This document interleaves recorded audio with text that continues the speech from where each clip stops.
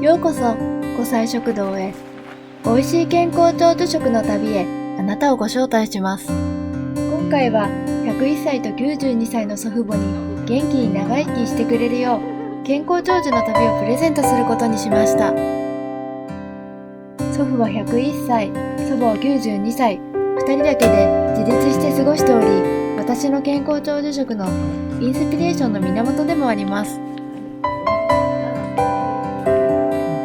92歳の祖母は部屋の窓から見える自然豊かな景色を楽しんでいました。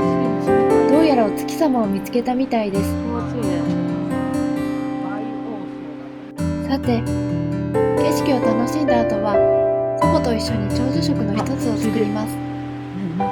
皆さん、何だと思いますか？食物繊維が豊富でカロリーはゼロ。こんにゃくです。こんにゃく芋は宿の畑で採れた無農薬栽培のものです。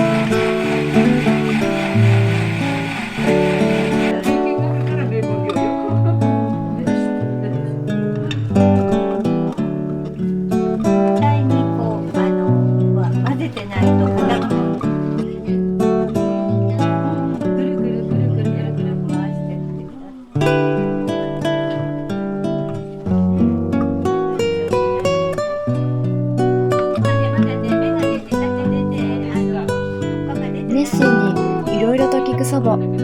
どうやら家に帰って作ってみるそうです。好奇心も長寿に大切な要素ですね。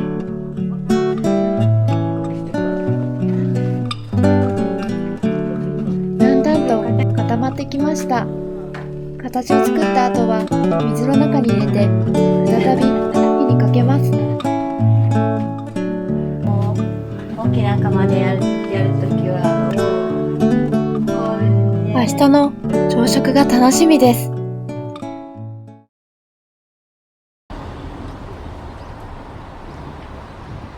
小鳥のさえずりが聞こえるなんて素敵な山里でしょう。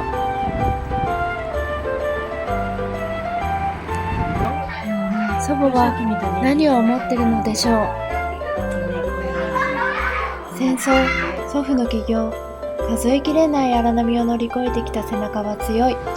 だんだんと小さくなってしまったけれど温かい。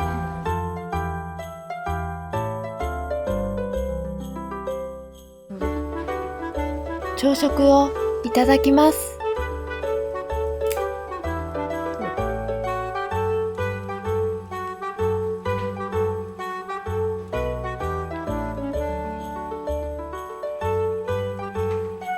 味噌汁も具だくさん。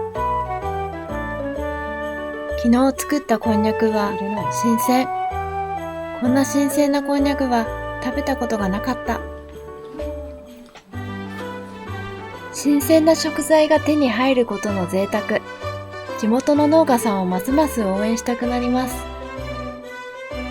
美味しんぼの作者の方が滞在し、宿を漫画の中で紹介してくれたそうです。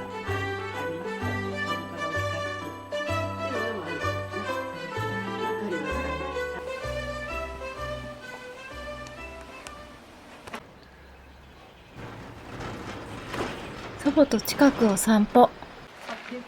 ちょっとした会話が愛おしい。いつまでこんなことができるかなと思うと、一瞬一瞬が宝物です。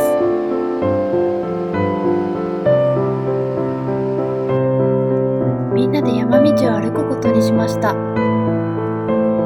70年間以上2人で支え合ってきました。祖父の仕事、健康を支えてきた厳しくも心優しい祖母。祖父は起業して海外も飛び回って仕事をし、人から好かれてきた102歳。自然になる小梅、なんて可愛いんでしょう。みんなで山道を7000歩歩いて良い運動になりました。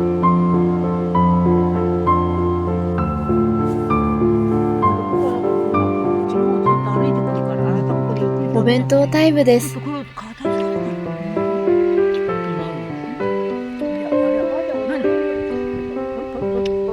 祖父が大好きなアイスの半分を祖母へ渡して、いつも美味しいものは先に祖母へ分けてあげる心遣いが微笑ましい。飛龍館を訪問。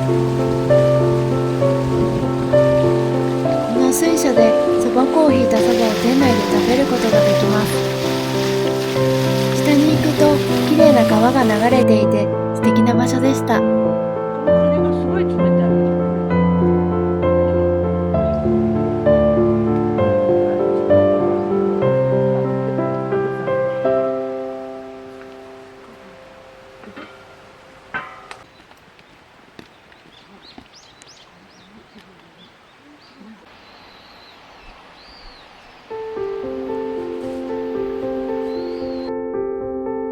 最終日にいただいた酒まんじゅうは初日よりも奥深くより美味しく感じました。長寿村の宿の方含めた人の温かさ、祖父母との思い出が詰まった忘れられない味です。